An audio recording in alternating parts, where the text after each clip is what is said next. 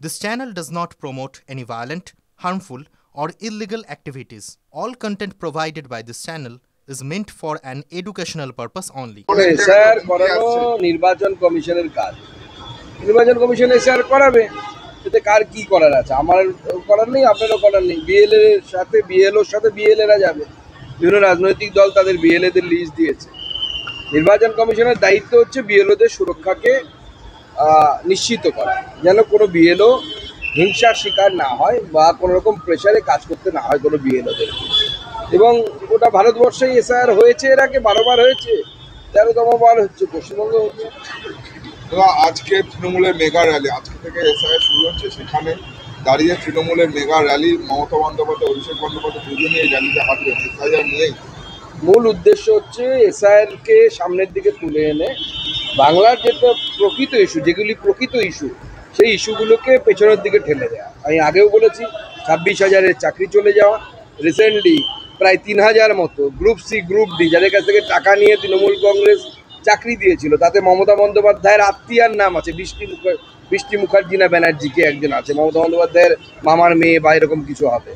এই সমস্ত জিনিস থেকে দৃষ্টি ঘোরানো, চাকরি নেই, এফডিআই গোটা ভারতবর্ষে যখন লক্ষ লক্ষ কোটি টাকা হচ্ছে, পশ্চিমবঙ্গের এফডিআইয়ের পার্সেন্টেজ হচ্ছে 0.61, এবং একের পর এক ধর্ষণ, নারীরা অসুরক্ষিত, এই সমস্ত কিছু থেকে চোখ ঘোরানোর জন্য এসআইআরকে উপরে তোলা হচ্ছে, এসআইআরকে ইস্যু বানানো হচ্ছে।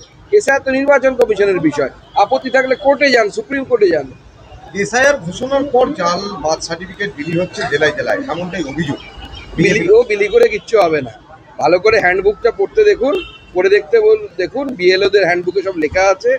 যতই পরে বার্থ সার্টিফিকেট দেওয়া হোক, এখন যদি আমি আমার বার্থ সার্টিফিকেট তুলে আনি, আমার বার্থ সার্টিফিকেট নেই, তো আমি এখন যদি বার্থ সার্টিফিকেট তুলতে যাই, পুরনো বার্থ সার্টিফিকেট হবে না কীভাবে?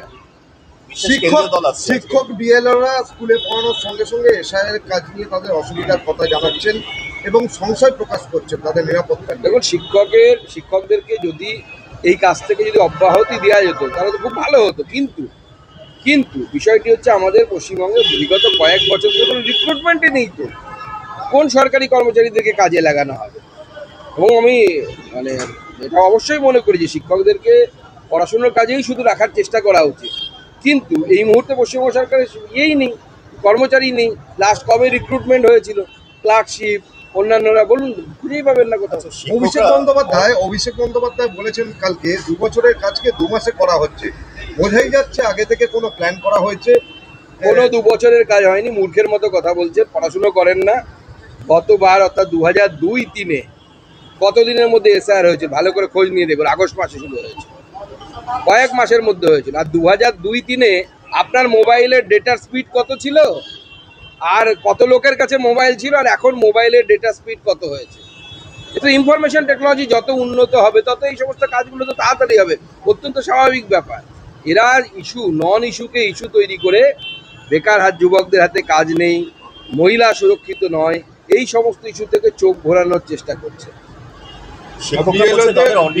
বিএলওদের সঙ্গে একেবারে লেগে থাকতে বলেছে অভিষেক বন্দ্যোপাধ্যায়, যারা বুথ লেভেল এজেন্ট আছে তাদের জন্য কোনো রকম ছাড়া না লেগে থাকুক, কোনো অসুবিধা নেই, ভয় না দেখালেই হলো। বিএলওদেরকে যেন আক্রান্ত হতে না হয় এবং অন্য রাজনৈতিক দলের বিএলএদের উপর আঘাত যেন না হয়। গতকাল আমাদের এসআইআর নিয়ে সিঙ্গুরে হামলা হয়েছে আমাদের কর্মীদের উপরে, কুচবিহারে আমাদের বিএলএদের উপর হামলা হয়েছে।